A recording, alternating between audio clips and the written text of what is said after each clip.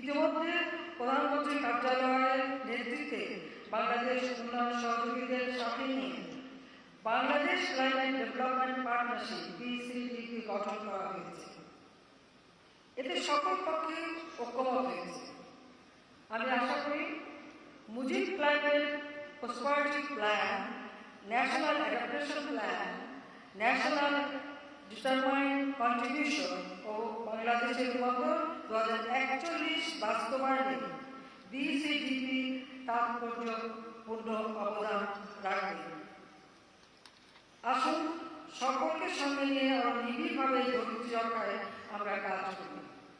সেই সাথে একটি কথা না বলে পারছি না, এই যুদ্ধে অস্ত্র এবং অর্থ ব্যয় না করে সে টাকাগুলি এই জলবায়ু পরিবর্তনে যদি ব্যয় করা হতো তো বিশ্বটা রক্ষা পেত।